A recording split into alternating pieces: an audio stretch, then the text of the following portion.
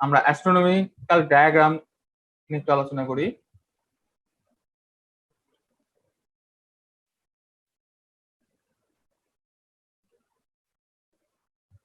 অ্যাস্ট্রোনমিতে কয়েকটা diagram related জিনিসপত্র নিয়ে সব ধরনের কাজ করা হয়। তার মধ্যে বেসিক একটা ডায়াগ্রাম নিয়ে আমরা অলরেডি আলোচনা করে ফেলেছি, সেটা কি? সেটা হচ্ছে স্পেকট্রা। স্পেকট্রা কিভাবে হয়?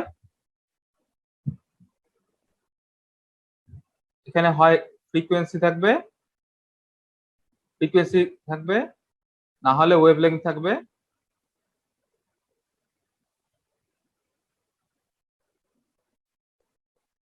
ওয়েভলেংথ থাকবে, আর এই পাশে থাকবে হচ্ছে ইন্টেন্সিটি।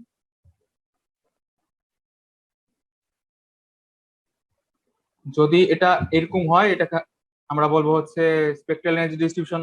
ইন জেনারেল পুরো জিনিসটাকে আমরা বলি হচ্ছে স্পেকট্রাল এনার্জি ডিস্ট্রিবিউশন। আর এরকম যদি কার্ভ হয় যেটা একেবারে লাইন যাচ্ছে, এই জিনিসটাকে আমরা অনেক সময় বলি কন্টিনিউয়াম। কন্টিনুয়াম, কন্টিনিউয়াম আর মানে জাস্ট এই সলিড লাইনটা যেটা হচ্ছে ব্ল্যাক বডির জন্য হয় কন্টিনিউয়াম অলরেডি অনলি, বা কন্টিনিউয়াস স্পেকট্রা যেটা, সেটাকে অনেক সময় কন্টিনিউয়াম বলা হয়, সেটা অনলি ব্ল্যাক বডির জন্য হয়।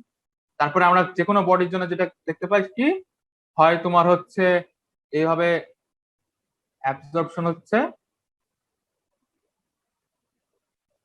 এরকম অ্যাবজর্পশন লাইন দেখা যায়। আর যদি অন্য কিছু হয় বা একটা জেনারেল মেটাল বা হচ্ছে একটা এলিমেন্ট হয়, সে হচ্ছে মাঝে মাঝে এমিশন দেখাতে পারে, এমিশন দেখাতে পারে। আমি একই গ্রাফে তিনটা দেখাইলাম, এরকম এমিশন দেখাতে পারে, লাইন নির্দিষ্ট ওয়েভলেংথে লাইন লাইন খালি এরকম দাগ দেখা যায়।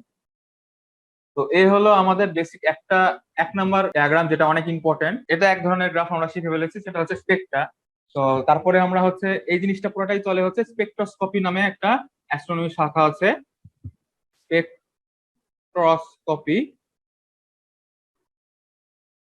এই অ্যাস্ট্রোনমির শাখাতে হচ্ছে তোমার স্পেকট্রা রিলেটেড জিনিসপত্র কাজ করা হয়। এখন আমরা যে জিনিসটা নিয়ে বেশি আলোচনা করব সেটা হচ্ছে লাইট কার্ভ। লাইট কার্ভ জিনিসটা কোথা থেকে আসে? লাইট কার্ভ জিনিসটা ফটোমেট্রি থেকে আসে, ফটোমেট্রি থেকে আসে। তো লাইট কার্ভ জিনিসটা কি? লাইট কার্ভে হচ্ছে এ অ্যাক্সিসে থাকে টাইম, আর এ অ্যাক্সিস থেকে ইন্টেন্সিটি। তো লাইট কার্ভটা আমরা হচ্ছে কোথায় কোথায় পাবো, কিসের কিসের পাবো? লাইট কার্ভটা হইতে পারে হচ্ছে এরকম যাচ্ছিল, দুম একটা ইয়া দিল, তারপরে আস্তে আস্তে আস্তে আস্তে নেমে গেল। কেউ কি গেস করতে পারবা কি যে হচ্ছে এই জিনিসটা কিসের লাইট কার্ভ হতে পারে? আচ্ছা, এটা একটা গ্রিনটা একটা লাইট কার্ভ আঁকাই, তোমরা দেখি গেস করতে পারো। কিন্তু লাইট কার্ভ গেসিং কিন্তু অ্যাস্ট্রোনমিতে একটা মানে অলিম্পিয়াড একটা ইম্পর্টেন্ট আছে। এরকম একটা লাইট কার্ভ হইতে পারে, আমি এখানে দেখাই।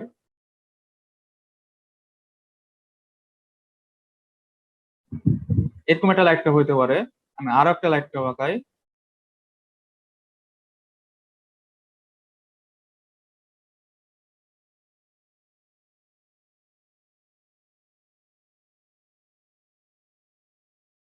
তো এখানে আমি 3 ধরনের লাইট কার্ভ আঁকাইছি। তো প্রত্যেকটা লাইট কার্ভ কোন অবজেক্ট, প্রত্যেকটা আলাদা আলাদা অবজেক্টের জন্য হয়। প্রত্যেকটা লাইট কার্ভের বিশেষত্ব আছে, প্রত্যেকটা লাইট কার্ভ থেকে অনেক কিছু মাপা যায়। তো কি মাপবো না মাপবো সেটা হচ্ছে এখন থেকে দেখা শুরু করব। তো সবচেয়ে বেসিক যে লাইট কার্ভটা আমরা আলোচনা করব সেটা হচ্ছে এই ব্লু ওয়ানটা। এটাকে বলা হচ্ছে বাইনারি স্টারের লাইট কার্ভ, বাইনারি স্টার। এই গ্রিনটা হচ্ছে সুপারনোভা লাইট কার্ভ, সুপারনোভা। আর এই রেডটা হচ্ছে সেফিড এর লাইট কার্ভ, সেফিড ভ্যারিয়েবল স্টার। তো ভ্যারিয়েবল স্টার আর সুপারনোভা নিয়ে আমরা আলোচনা করবো না, আমরা একটু বাইনারি স্টার নিয়ে আলোচনা করতে পারি। তবে আরো অনেক কিছু জানা লাগবে, আগে বাইনারি স্টার কিভাবে হইলো না হইলো। তো লাইট কার্ভ নিয়ে আমরা আলোচনা করবো আর কি। আর যত আমরা হচ্ছে স্পেশাল কার্ভ গুলো নিয়ে আলোচনা করছিলামই, তো আরেকটা অ্যাস্ট্রোনমি শাখা আছে, সেই অ্যাস্ট্রোনমি শাখাকে বলা হয় হচ্ছে অ্যাস্ট্রোমেট্রি। সেখান থেকে আমরা যে বিশেষ ধরনের গ্রাফ পাই সেটা হচ্ছে অরবিটের গ্রাফ। অরবিটের গ্রাফ হচ্ছে, অরবিটের গ্রাফের আবার কয়েকটা ইয়ে আছে, তুমি জাস্ট অরবিটটা প্লট করতে পারো। সাপোজ এই অ্যাক্সিসে আর এই অ্যাক্সিস মিলে তুমি জাস্ট অরবিটটা কেমন, দুটো অবজেক্ট আছে, দুটো অবজেক্ট একটা অরবিট করছে মনে করো। এখানে একটা স্টার আছে আর এখানে একটা প্ল্যানেট আছে তাদের অরবিটটা দেখতে কেমন, এটা একটা প্লট করতে পারো। এটাকে আমরা হচ্ছে অরবিটাল ট্র্যাজেক্টরি কার্ভ বলতে পারি। আরেক ধরনের এই পাশে তাহলে এই পাশে জাস্ট এই পাশেও ডিস্টেন্স থাকবে, এই পাশেও ডিস্টেন্স থাকবে, জাস্ট এখানে এই ক্ষেত্রে তো দুই পাশে দূরত্ব, আর আমরা জাস্ট অরবিটটা কেমন হবে, কি আকারের হবে সেটা জানতে চাচ্ছি। আর অ্যাস্ট্রোমেট্রিতে আরেকটা জিনিস যেটা করতে পারি সেটা হচ্ছে আমরা রেডিয়াল ভেলোসিটি কার্ভ আঁকাইতে পারি। রেডিয়াল ভেলোসিটি বলতে এই পাশে থাকবে হচ্ছে ভেলোসিটি মনে হয় এই পাশে, আর এই পাশে থাকবে হচ্ছে ডিস্টেন্স। আচ্ছা চেক করা লাগবে, যাই হোক রেডিয়াল ভেলোসিটি কার্ভ দেখতে হবে যেরকম মোটামুটি হয়। এটা যদি 0 হয় তাহলে যে এটা অনেকটা সাইন কার্ভের মতো, কিন্তু স্পেশালিটি আছে। আচ্ছা রেডিয়াল ভেলোসিটি কার্ভ জেনে রাখো, পরে আমি পুরোটা ব্যাখ্যা করবো না। হ্যাঁ, ভেলোসিটি উপরের দিকে আর অরবিটাল ফেজ ডানে, মানে নিচের দিকে। হ্যাঁ নিচে। হ্যাঁ, এটা হচ্ছে অরবিটাল ফেজ, এটাকে এ দিয়ে চিহ্নিত করা হয়। হ্যাঁ, বা অরবিটাল আর এই পিরিয়ড পাশে বলা যায়। ভেলোসিটি। অ্যাস্ট্রোমেট্রি নিয়ে এই দুটো গ্রাফ, তো এই জিনিসপত্রগুলোর জন্য আমাদের সেলেস্টিয়াল মেকানিক্স এর আবার ধারণা লাগবে।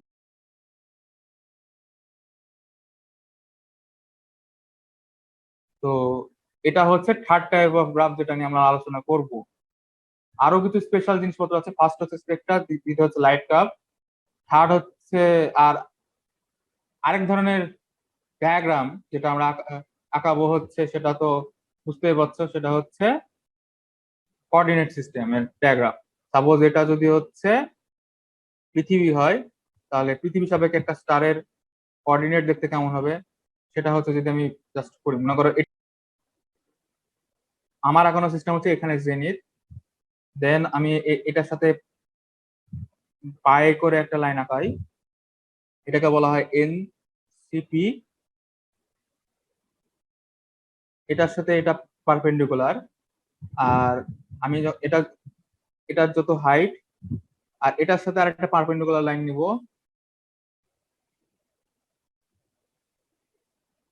এটার সাথে এটা পারপেন্ডিকুলার, এটা হচ্ছে এসসিপি, এটা হবে হচ্ছে আমার ইকুয়েটার। আর এই জিনিসটাকে বলা হচ্ছে আমাদের ল্যাটিটিউড, আর এটাকে বলা হচ্ছে পোলারিসের অ্যালটিটিউড, অ্যালটিটিউড অফ পোল। আর আমরা একটু প্রমাণ করতে পারি যে altitude of pole is equal to latitude of observer. তো এখন তোমাকে যদি বলা হয় কি যে এটা হচ্ছে 2D ডায়াগ্রাম গেল, 2D ডায়াগ্রাম আমরা 3D বানাবো। সাপোজ তোমাকে যদি বলা হলো কি যে এই জায়গাতে একটা স্টার আছে, এই জায়গাতে একটা স্টার আছে, সেই স্টারের হচ্ছে কোঅর্ডিনেট বের করো। তো কোঅর্ডিনেট বের করার জন্য এখন আমাদের অনেক রকমের নিয়ম আছে। আমরা টেরেস্ট্রিয়াল কোঅর্ডিনেট বের করতে পারি, হরাইজন্টাল কোঅর্ডিনেট বের করতে পারি, বা হচ্ছে ইকুয়াল কোঅর্ডিনেট বের করতে। সাপোজ এটার আমি হরাইজন্টাল কোঅর্ডিনেট বের করতে যাচ্ছি, তখন আমি কি করব, আমি জাস্ট আগে এই জিনিসটাকে হরিজন আগে ডিফাইন করে নিই। এই গেল,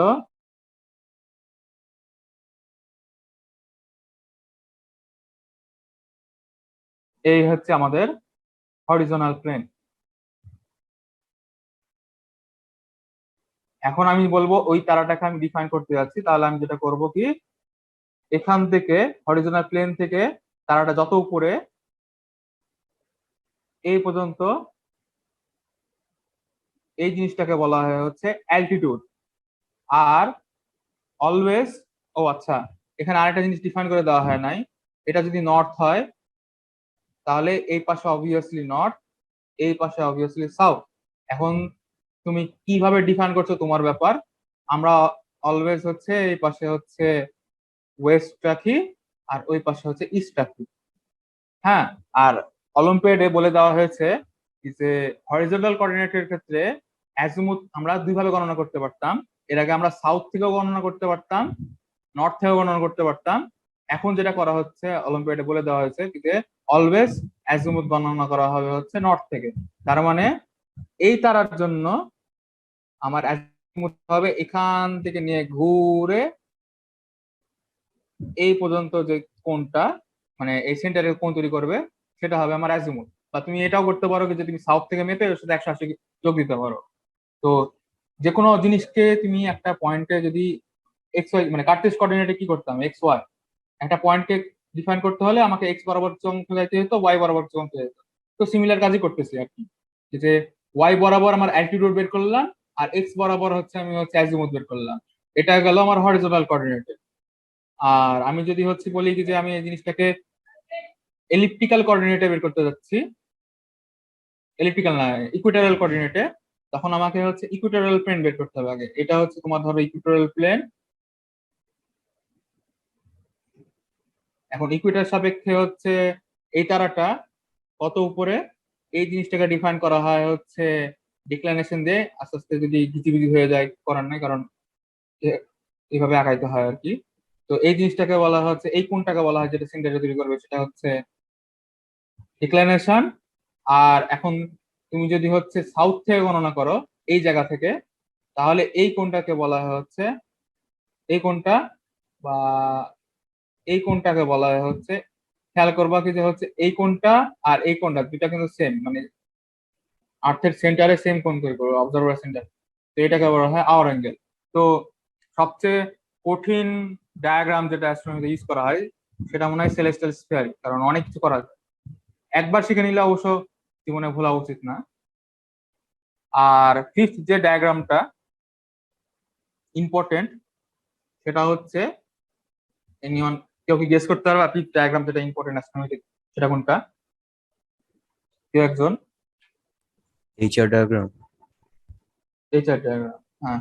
সবচেয়ে ইম্পর্টেন্ট অ্যান্ড সবচেয়ে কাজের যে ডায়াগ্রামটা সেটা হচ্ছে combination of all this.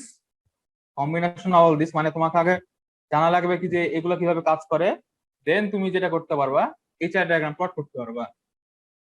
H R diagram, তো এইচআর ডায়াগ্রাম জিনিসটা আমি চাচ্ছি কি যে হচ্ছে একবারে ন্যাশনাল ক্যাম্পের পরে থাক, কিন্তু এইচআর ডায়াগ্রাম বেসিক্যালি হচ্ছে আমরা এরকম এই পাশে হচ্ছে টেম্পারেচার প্লট করি, এই পাশে আমরা লুমিনিসিটি প্লট করি, খুব বেসিক যেটা এইচআর ডায়াগ্রাম আছে। আর তারপরে আমরা ওটা অনুযায়ী স্টারের অবস্থান প্লট করি। স্টারের অবস্থান প্লট করলে তুমি একটা একটা ট্রেন দেখতে পাবা, একটা ট্রেন দেখতে পাবা হচ্ছে এই বরাবর একটা লাইন যাচ্ছে, এখানে কিছু স্টার আছে, এই বরাবর কিছু লাইন যাচ্ছে, আর এখানে কিছু স্টার আছে। তো চারটা স্পেশাল প্লেস দেখা যায়। চারটা স্পেশাল প্লেসের মধ্যে হচ্ছে এই জায়গাতে যেটা দেখা যায় সেটা হচ্ছে হোয়াইট ড্রপ দেখা যায়। এই লাইন বরাবর যত ধরনের তারা দেখতে পাবা সেসব তারা দেখে বলা হয় মেইন সিকোয়েন্স স্টার।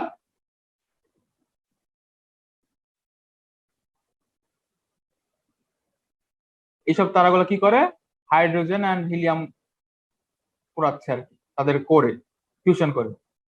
এখান থেকে হঠাৎ করে যে ব্রাঞ্চটা বেরিয়ে গেছে সেটা হচ্ছে তোমার হরাইজন্টাল ব্রাঞ্চ। একটা আছে এখানে হরাইজন্টাল ব্রাঞ্চ আছে।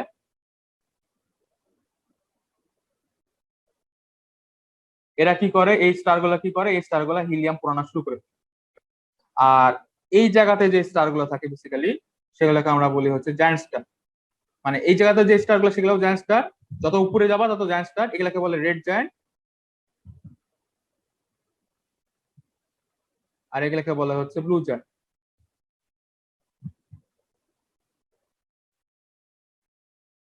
আর আরো কিছু জায়গা জায়গাতে স্পেশাল কিছু তারা থাকে, যেমন এইসব জায়গাতে এইসব জায়গাতে এইসব জায়গাতে কিছু স্পেশাল তারা থাকে।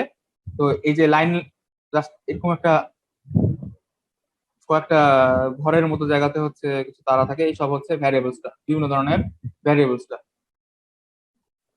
আমাদের আইওএ পর্যন্ত মেন উদ্দেশ্যটা থাকবে কি, এই সবগুলো ডায়াগ্রাম ইউজ করতে, জানতে বুঝতে এবং অ্যাস্ট্রোনমিক্যাল কনসেপ্ট গুলো বুঝতে যত কিছু লাগে, এই ডায়াগ্রাম গুলোকে বুঝতে যত কিছু লাগে সেগুলাই শেখার চেষ্টা করা হচ্ছে আমাদের পুরা ক্যাম্পের এবং অলিম্পিয়াডের আগ পর্যন্ত উদ্দেশ্য থাকবে। তো আমার মনে রাখো কি যে হচ্ছে মোটামুটি এই 5টা ডায়াগ্রাম তুমি যদি ভালো মতো গ্রাস্প করে নিতে পারো এবং 5টা ডায়াগ্রাম প্লাস এসব রিলেটেড থিওরি প্রবলেম যতগুলো আছে, তাহলে তোমার প্রিপারেশন মোটামুটি 60% কমপ্লিট। তারপরেও অনেক কিছু করতে হতে পারে।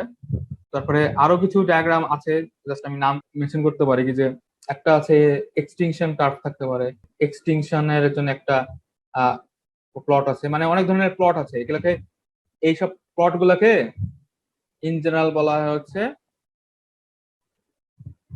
এম্পিরিশিয়াল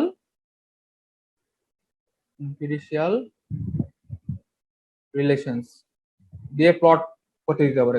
একটা আছে এক্সটিংশন, একটা আছে হচ্ছে টুলিফিশাল ল।